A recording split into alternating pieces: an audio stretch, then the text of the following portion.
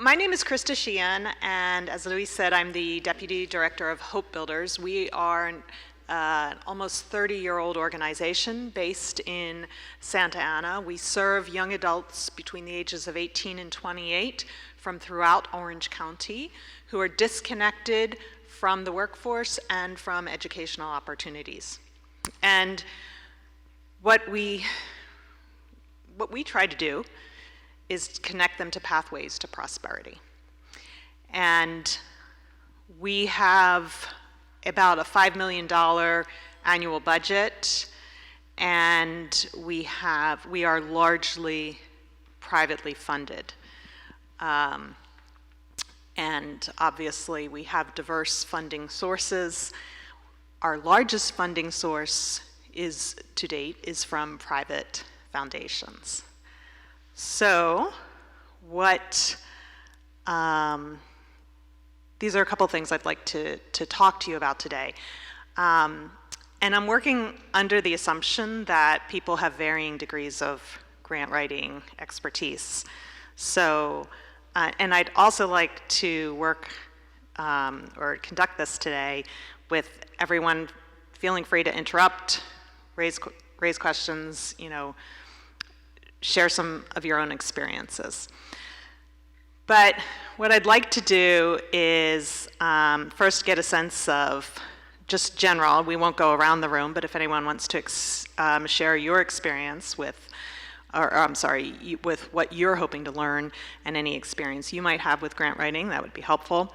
And then I'm going to talk just about kind of what I think of as Foundations 101, right? Why is the giving important? What are the different types of foundations we can talk about? How do you find them? And then I'll go through some of the key elements of a proposal. So with that, maybe just give me a show of hands. How many have pretty vast experience seeking foundation support? Okay. How many have never done any grant writing at all? Okay. And so the rest of the folks in the room have some experience? Okay. Does anyone absolutely adore grant writing?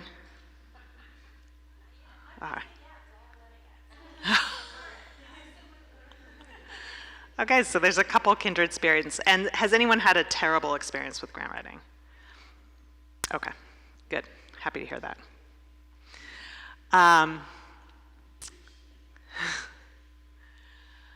Okay, so let's talk about, just in general, why are foundations important?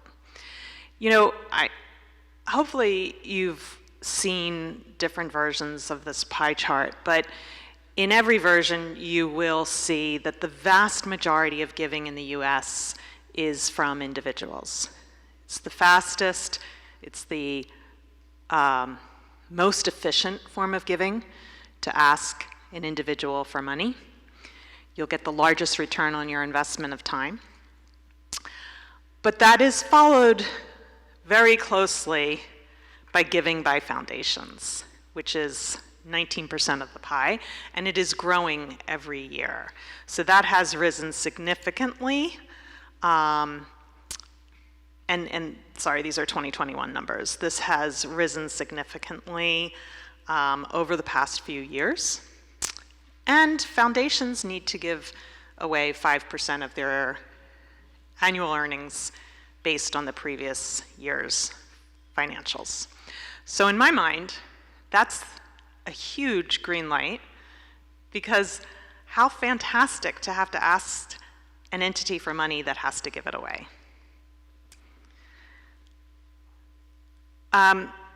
When we talk about foundations, I am largely speaking about private foundations and corporate foundations.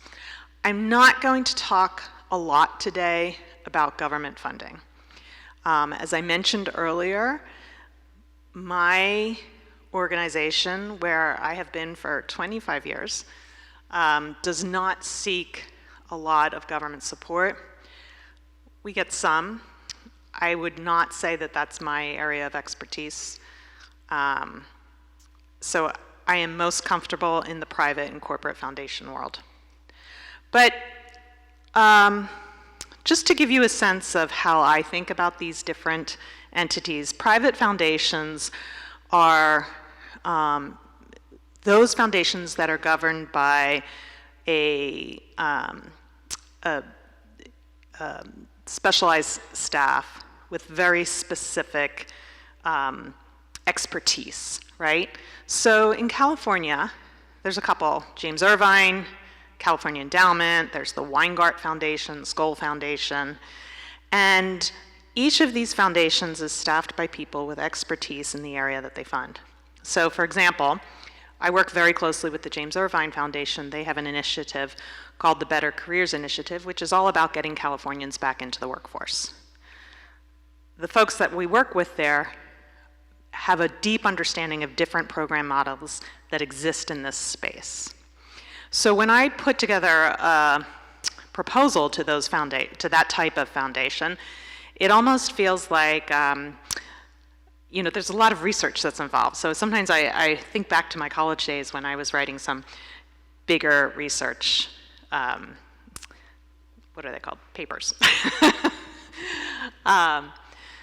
The second area is corporate foundations, which I think all of us know.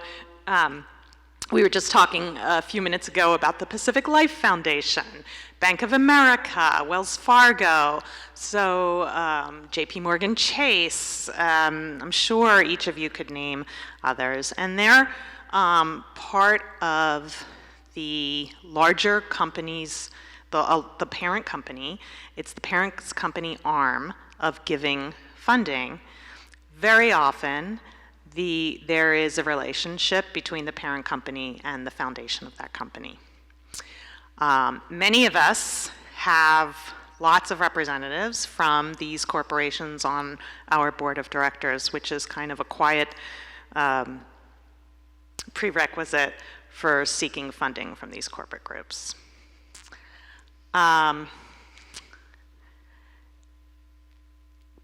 Hopefully all of you are very well aware of the Orange County Community Foundation, and many groups have their own, many cities have their own community foundations. In LA, there's the Los Angeles Community Foundation. Some cities have their own community foundations as well. I'm not sure about Dana Point, but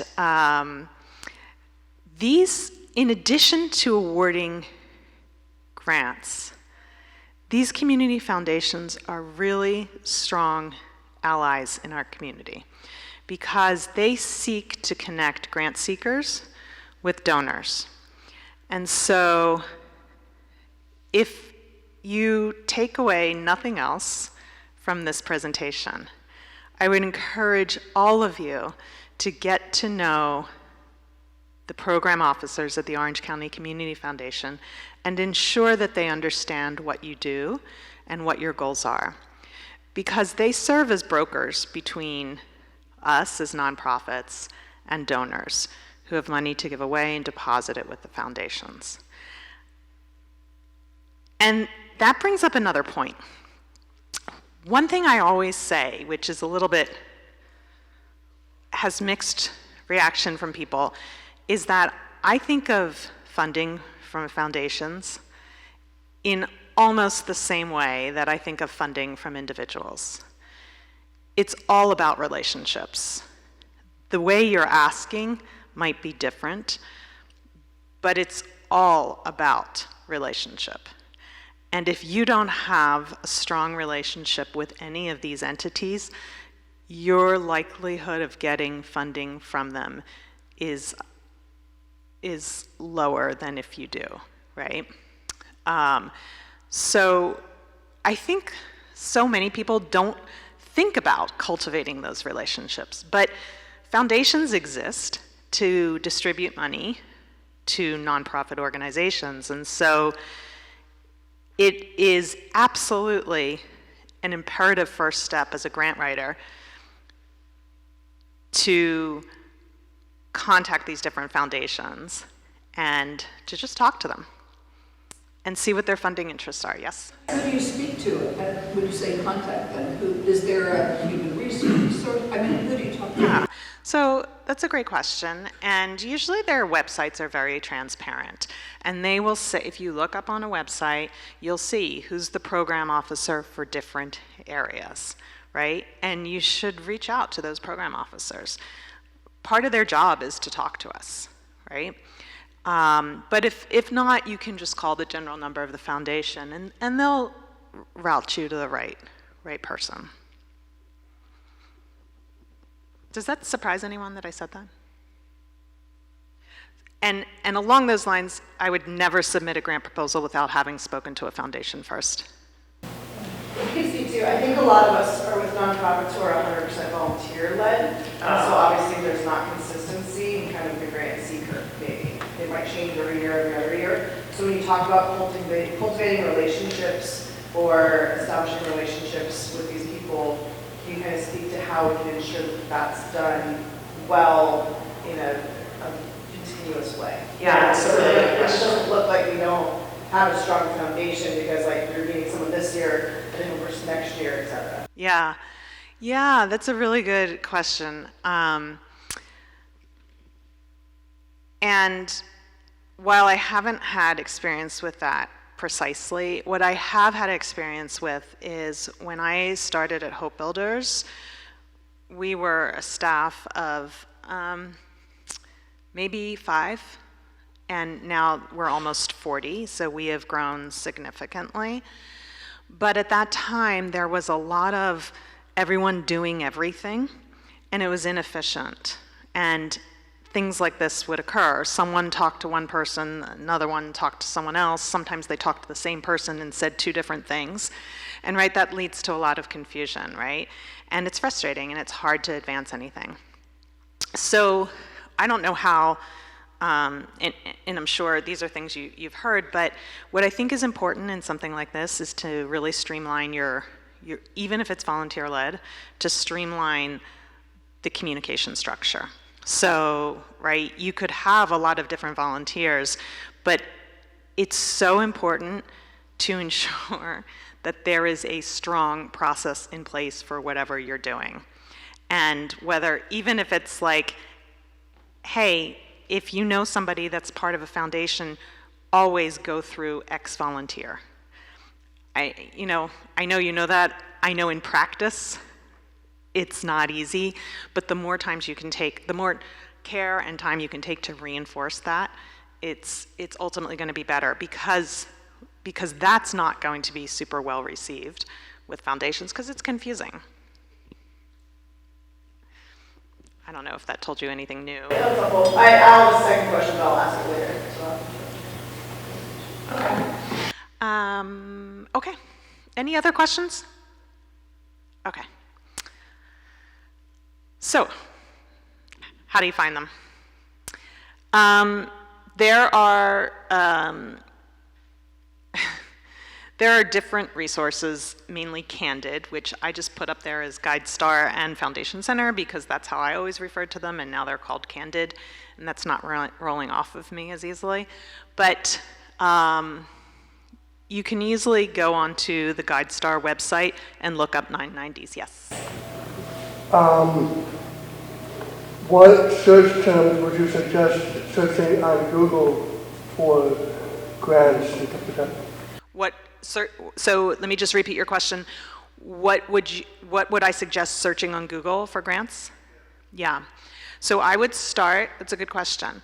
I would start looking up GuideStar, making sure you have an account with GuideStar, and then searching within GuideStar for the specific foundation you are looking for.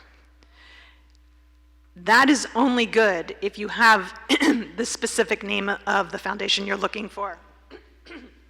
With Foundation Center or Candid, you can also search for foundations in specific giving areas in your locale.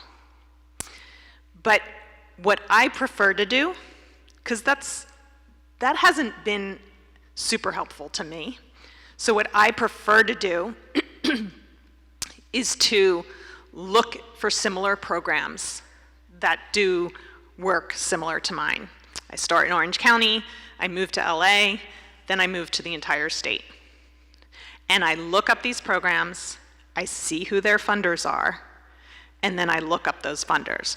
So it takes quite a bit of work, but when I go about it that way, I've at least started with a group of funders that fund, in my case, workforce development. So I think that's worked for me. I think it's easier. I don't know if anyone else has other suggestions. I'm gonna grab a quick sip of water.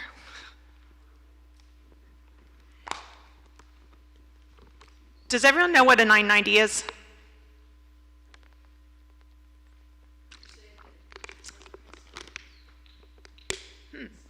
Does everyone know what a 990 is?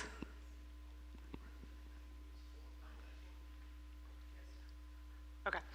So I spend a lot of time looking at 990s to see what the different foundations fund, how much they fund, and what their timelines are.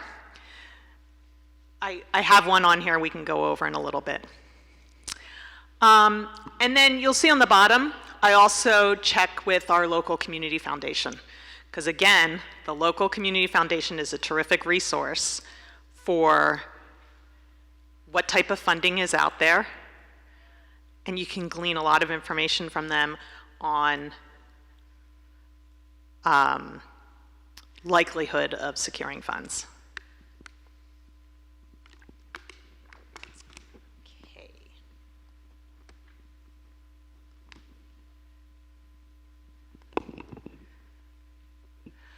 So this is the 990. Doesn't look like it's coming through very well, but at the bottom of page 8, you have the amount distributed. You can get the list of foundation officers and board members to see if you know any of them. Page 9 lets you know if they accept unsolicited proposals, and then you'll see the details of other groups funded.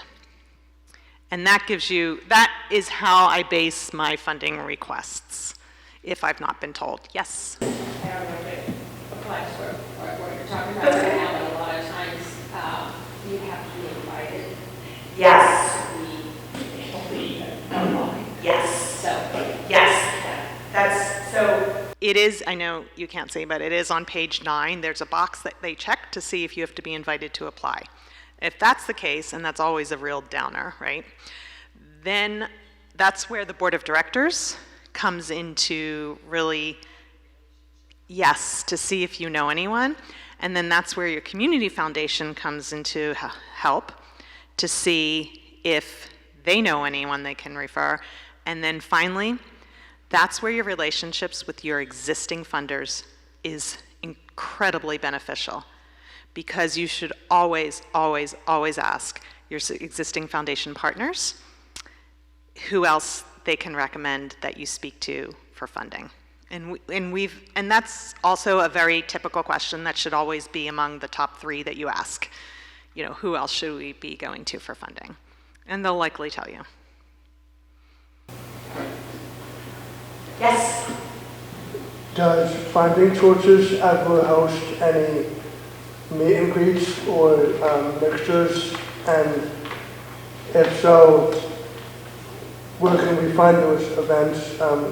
Should we search for them on Eventbrite or does that make sense? Yes, yes, and it's an excellent question, because 10C often has, I think it's called Meet the Funder. Yeah, there's a couple. So we do Meet the Funder. So what we do is we connect with the local funder in the community. We've had Wells Fargo come out. We've had Contact Genesis Foundation come out. And we've had a very robust list of them. And when we, what we do is we let organizations know who, what their impact areas are, right? Because one of the things that we don't want is you go, you spend 2 hours of your time, you want to build your network, and oh wait, they don't work with my impact area. So we'll let organizations know these are the impact areas.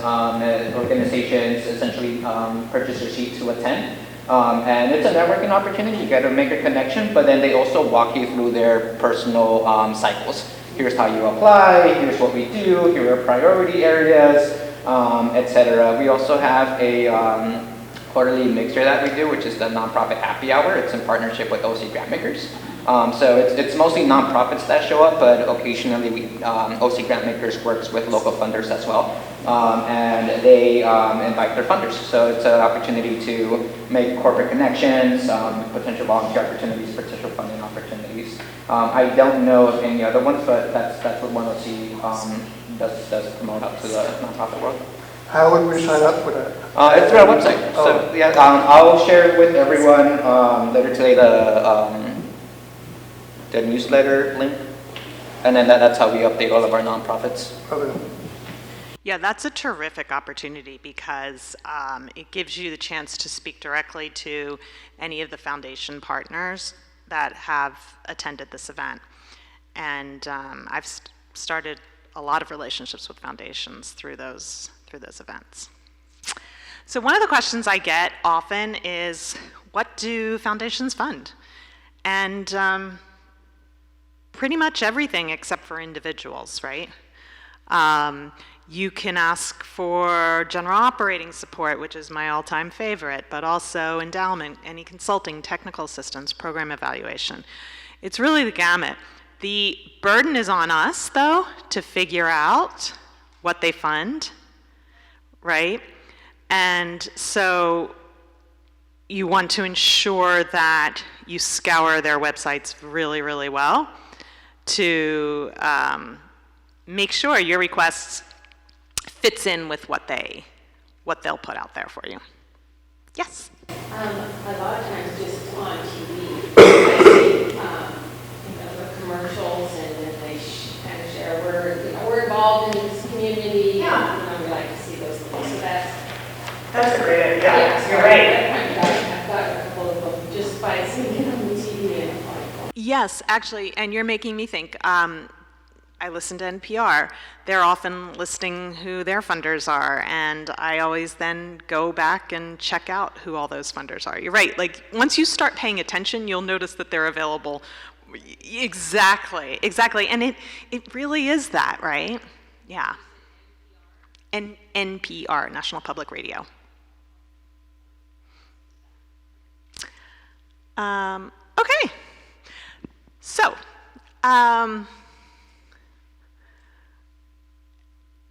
this, to me, this cartoon is really the essence of our job as grant writers, to figure out what it is we want to do and what it is that the foundation's interested in and how that fits. Now, that's different than chasing funds, by the way, right? Like, so I'm a workforce development agency. I am not going to apply to an organization that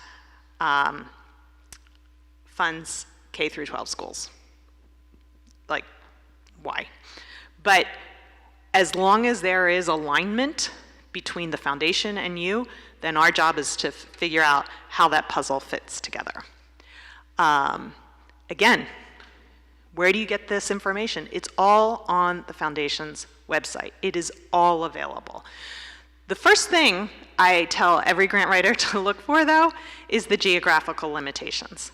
Make sure they fund wherever your operations are, because it's really, really sad to go through everything else, get excited, and then find that they only fund in Montana, right? So look at that. Talk to the program officers again. Make sure the program officer is on board with what you're saying, because at the end of the day, you give information to the program officer. The program officer takes that information to their board of directors to advocate for you. So you really want that program officer to be on your side. And then make sure you're looking for the right thing. You're looking for geographic limitations, typical funding amounts, target population, types of projects supported. That's all about finding alignment with what you're doing.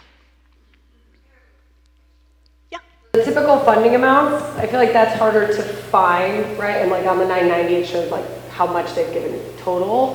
because I've been invited to apply for a few grants, and I don't want to over ask and put people off, but I also don't want to like miss an opportunity and ask for 5 when they like to fund 50.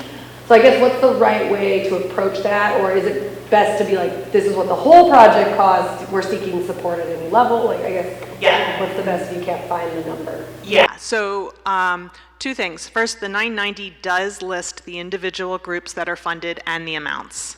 And I'm sorry, I know you can't see this. I believe Luis is making this available to everyone afterwards, right? Right, so you'll have this. But so if you scroll all the way through the 990, the individual groups that are supported and the funding amounts are included. So that's one thing. The second is that often groups give a range, right? So, you know, and the range is really broad, like between 10,000 and 50,000 or 75 or 100.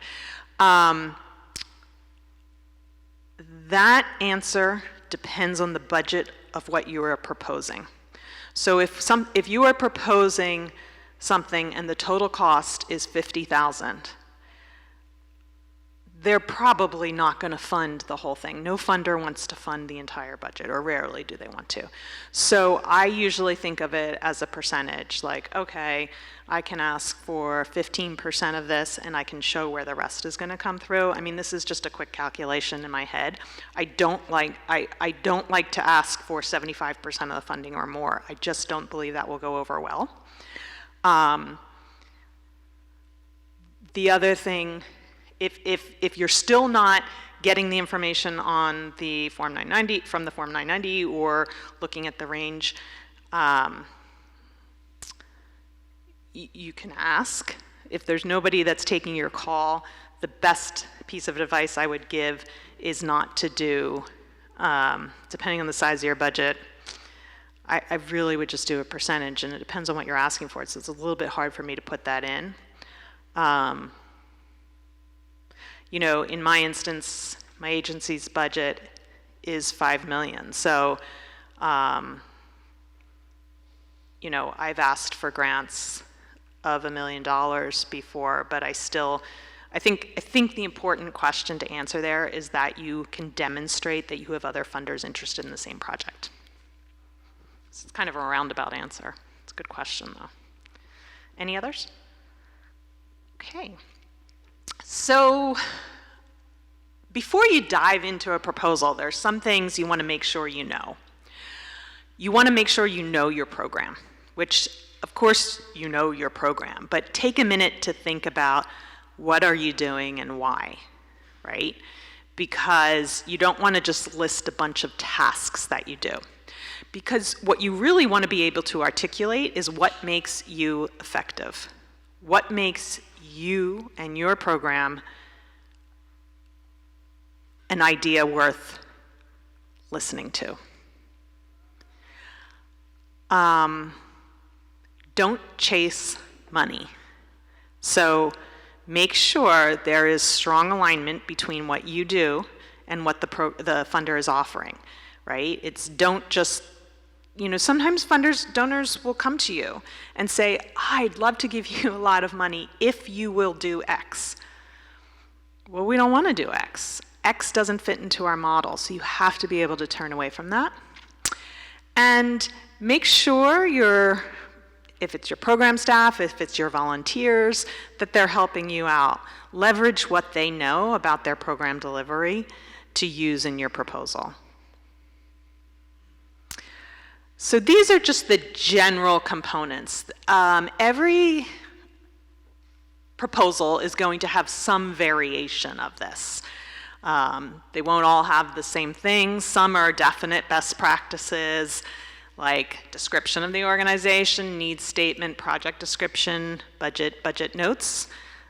Never submit a budget without notes explaining it, ever. And evaluation.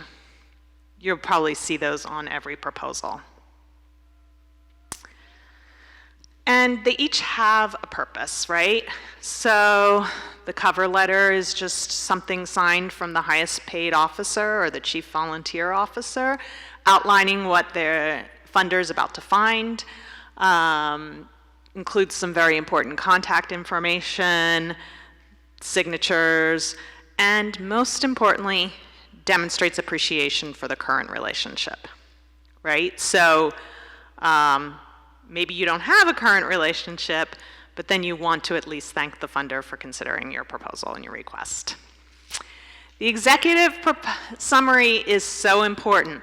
And before I forget, whenever you write a grant proposal, always assume that the funder has no idea who you are, even if you've gotten funding from them before. Always make it super, super, super easy for the funder to understand, right? So write your proposal so clearly that the funder does not have to do any work to understand what you are saying.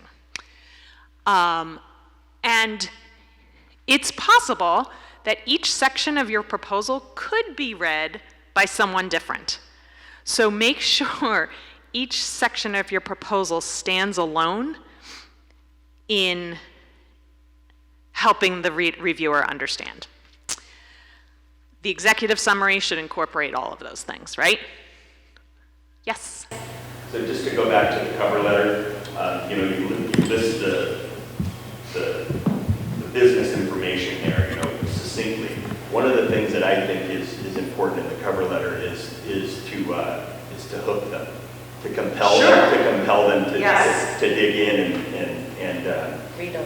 yeah, read on, tell them a Yes. short story, or it has to be succinct. Right. But I think that's the difference, is making that first cut to where they're gonna want to dig into the to the information that everybody's gonna. Yeah, that's a terrific point. You're right, and it kind of goes along with that kind of what I just spit out about making sure each section can stand alone, because you do want people to feel compelled to read more.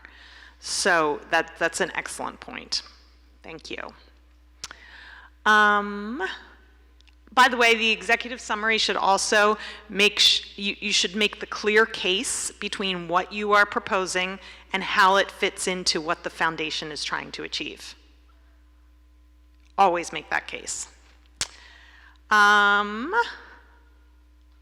Okay. Then the description of your organization. When were you founded? Why were you founded?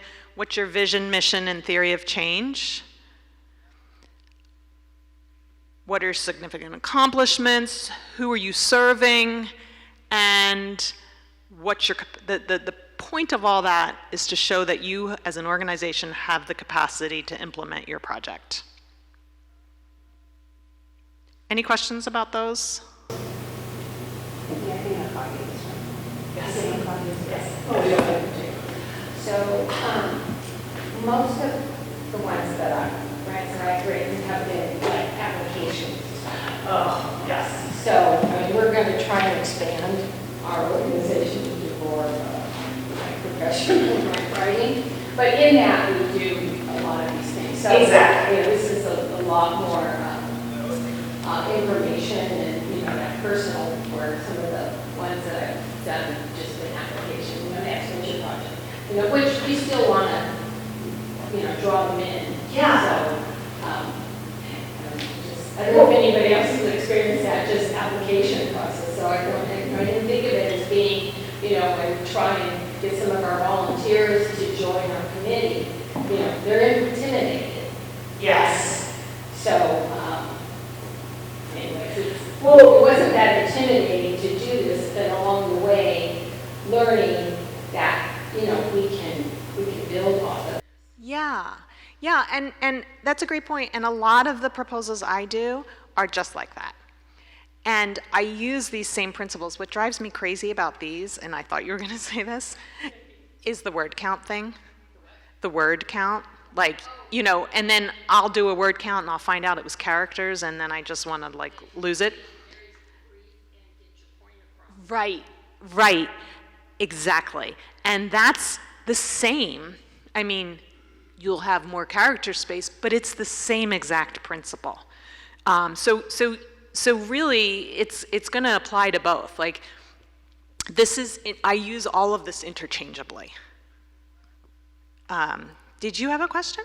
We did. I was going to say, again, I think a lot of us, sorry, I'm not trying to speak. A lot of us are really, our missions are centralized on data point, or like San Clemente data point, et cetera. And so when foundations are looking at applications, how do we make sure that we stand out when we're servicing a smaller area versus a larger community? Yes. So first thing, ensure that your funder is interested in putting dollars into Dana Point, right, into where you're operating. So assuming that's the case, you build the case, and that's the needs statement, right? So you're operating in Dana Point for a reason, and articulate what that reason is. Hopefully you have some data to back up that reason. You're not just doing it, for funsies, right? Like, yeah. But you want to back it up, and you want to show how it benefits the community of Dana Point. That's great, right? That's great. I mean, at the end of the day, we're all funding a specific area, right? Our organization started in Santa Ana, and then we realized, and we grew over time, that we have people from San Juan, we have people from Anaheim, right? And you just make it very specific to that. And I would have that front and center in the statement of need. Yes? Will a funding source ever say that your request is too engaging, or does that ever happen at all?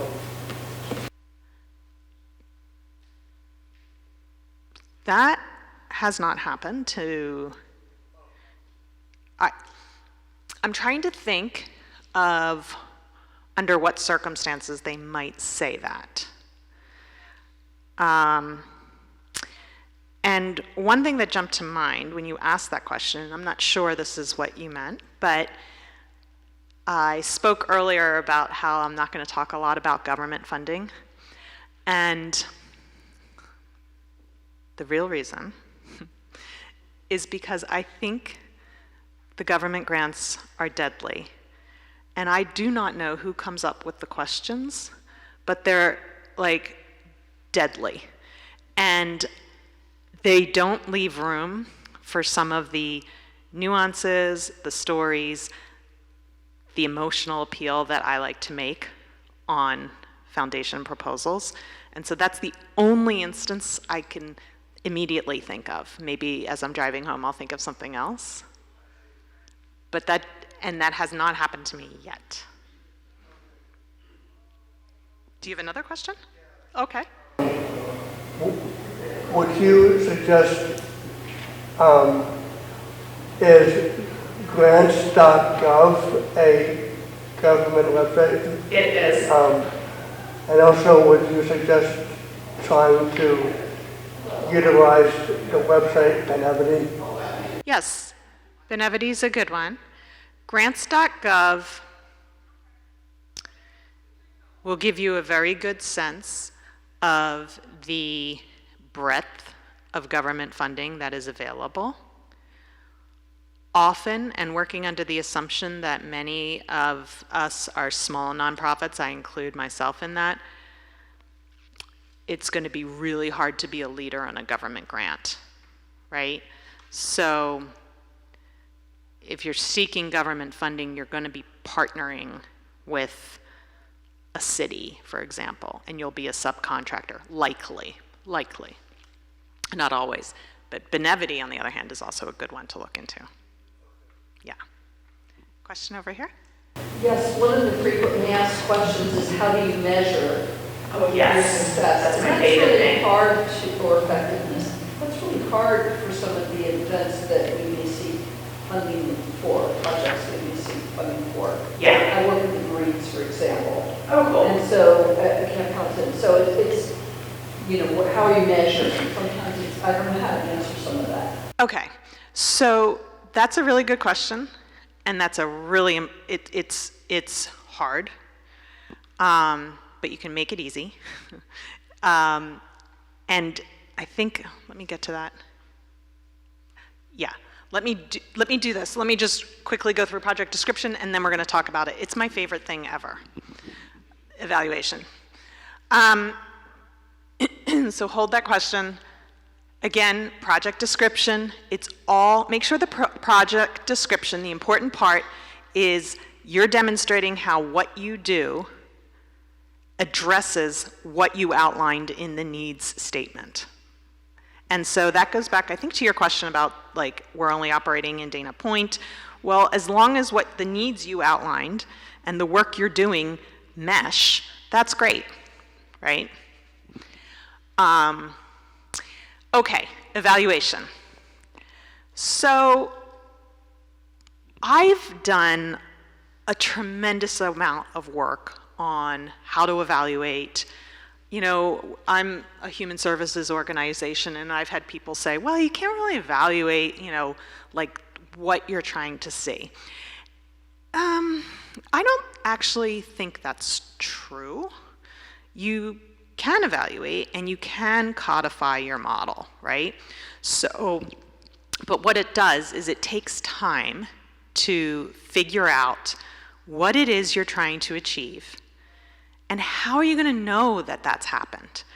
And, you know, I've put together, and this is not a joke, for 3 years I worked on refining our program model, looking at what our mission was, what we were doing to meet that mission, and how we were evaluating it.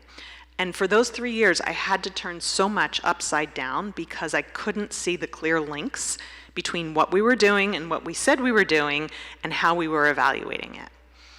I don't know specifically, obviously, what you're doing, but it is so important to be able to say, with your gift of $25,000, here's what I expect to do.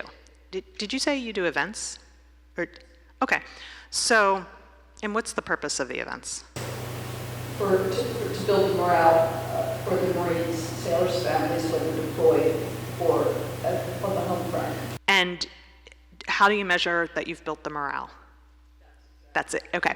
So what I would suggest for that, and these, you've probably had these ideas, so maybe they're terrible, but you can do pre and post surveys, right? You can look at how new relationships have developed. You can look at, I'm throwing stuff out that might be crazy.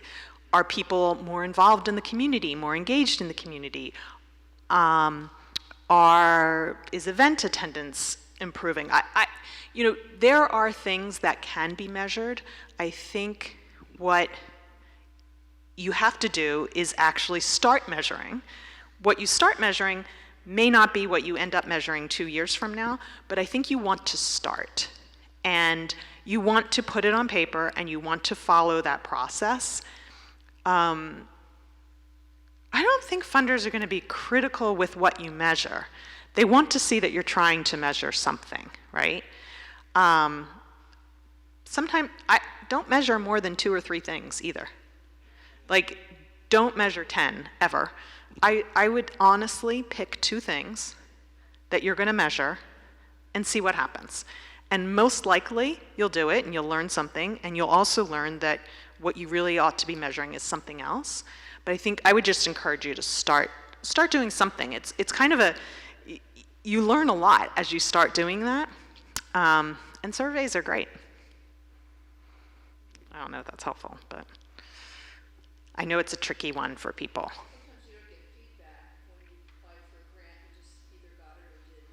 Yes. So you don't know what worked and what didn't work. Yes, that's true. Always ask for feedback. You mean with the funder, you either get the grant or you don't? Is that what you mean? Always ask for feedback, but truth be told,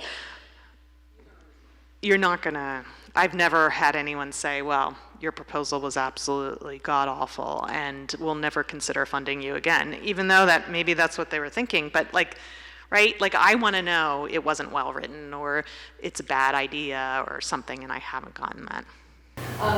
Also, some of the grantors, they want to have some of their employees, or they want to have them Yes. participate. Yes. And so in our case, we don't usually do that, but I think we're starting to open up to having that happen. You know, share bylaws and all that kind of stuff. Yeah. So you lose some of the big money because some of these big corporations now, They they want want to. their employees to get involved. That is true, and that is the cycle, right? Because it creates extra work, because often you have to create a way for them to be involved. But it is a strong, there is a strong link between, especially banks, financial institutions, they want their employees to be involved. A couple things I've seen over time. You can make opportunities for employees to be involved. The onus is not on you to ensure that they become involved, right? But they do, so that's one. And you know, a lot of time, well, always, I've thought about involvement of wanting to get involved with the people we're serving and the direct service that we're doing. But I've also realized recently, I don't know what took me so long, that, you know, you can tap into expertise that many companies have. So whether it's developing a more robust HR process or a more robust accounting process, you know, by thinking about some of the areas where you want to make some effective change within your own organization, you can tap into volunteers within those companies, and that's a good opportunity for involvement, and it fulfills that requirement. But it is tricky.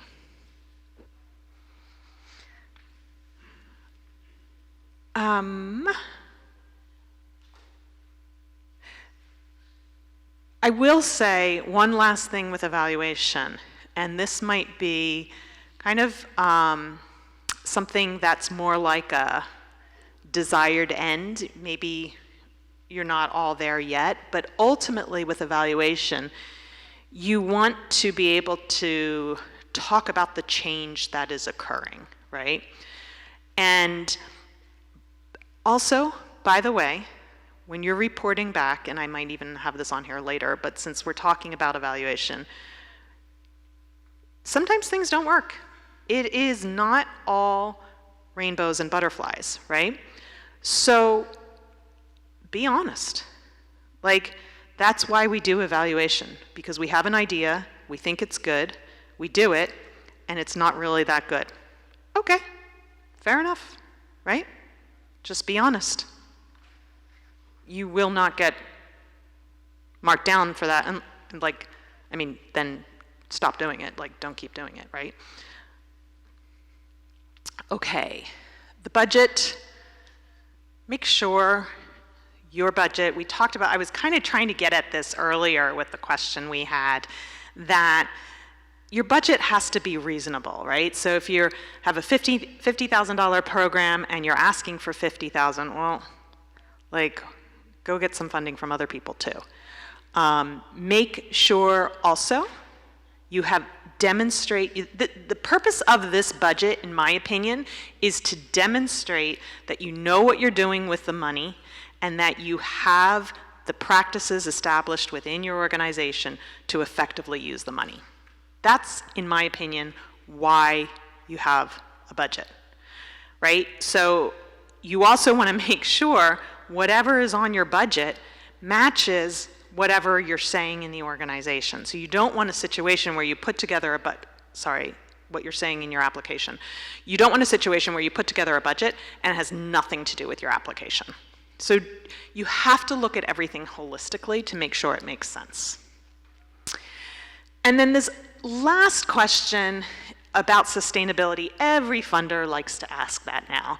You know, how are you going to fund this program if we don't give you this money? And probably like half the time I feel like saying, well, we're not.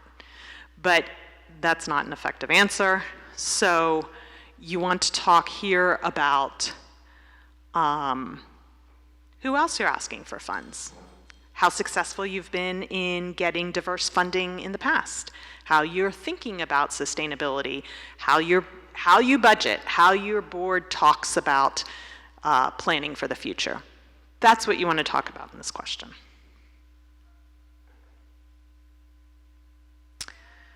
these are typical attachments. You want to make sure you have them all at your fingers, so that, again, different versions of these are going to be included on almost every proposal.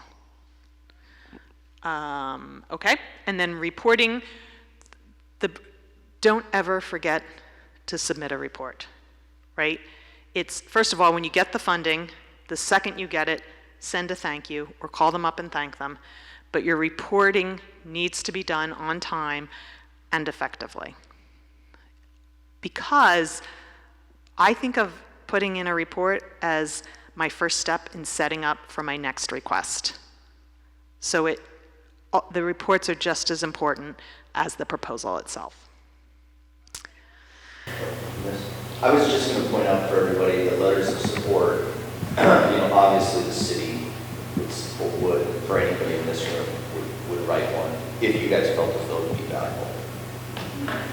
Yes, and I will say for you, my experience is when I seek letters of support from the city, I think folks find it really helpful if you write the letter and send it over to be put on the city's letterhead, and of course with the city's edits, right? But you want to make things as easy as possible for everybody, right? So, okay. So I know we're just about time, so let me just get into key learnings of what I've learned and what I tell people and think are important. The first thing is don't recycle proposals without looking at specific guidelines. So one thing that drives me really over the edge is if I have a grant writer that comes to me and says, oh, look, for this group, we can just cut and paste everything we did for this group. I'm like, no. You have to make sure you're approaching each request individually. And yes, there are things that you've liked how you've written elsewhere, but you really want to make sure it fits with what is requested of this proposal. Please don't apply unless you are eligible to apply. Like, don't just, I've heard people say, well, I think they're going to want to fund us. No, they're not. Make sure you're eligible. Don't exceed the page limit. Make sure everything essential is in the proposal, not in attachments. Don't exclude anything that's required. Please, please, please don't rely on passive voice. You want to exude energy in your proposals. Again, you want to make it easy to read, so everything should be an active voice. Do not use agency-specific language. So just as an example, in our agency, we have support specialists who provide case management services and therapy services to our young adults. Like, nobody knows what a support specialist is. Just call it a case manager. Right? You want to make this easy for the reviewer. And edit it. Always edit it. Allow yourself enough time to do it. Communicate with your program staff. Always think about the funder. And make sure that whatever you're saying, you can claim it and prove it, right? So don't make stuff up. I can't help myself. Make sure no grammatical errors. Make sure things are concise. Do not ramble on. That's deadly to read. Again, draw the lines through your proposal. It's got to be so easy to understand. I tell people read it out loud all the time. It has to be super, super, super easy so that the reader is coming to the conclusions that you want them to come to. Yes? How many proposals does reviewers get on a daily basis, do you think? So that can vary tremendously, right? Sometimes one reviewer is looking through 50 different proposals. I was just on a review committee. I had to look at 10 proposals. That takes a lot of work, right? It's not easy work because people put time into these. You want to do a good job. I think it varies. So that's a hard question for me to give you a definite answer on. And remember, at the end of the day, foundation giving is based on relationship. think that is it. Couple resources coming up through 10C. They have Grant Station, which you can use to research different funders, which is a terrific resource. And then beginning in August, they are offering a grant writing certificate program, which I assume will get much more into the specifics of actually developing and writing proposals. I think we're at time, right? Okay, sorry. Thank you.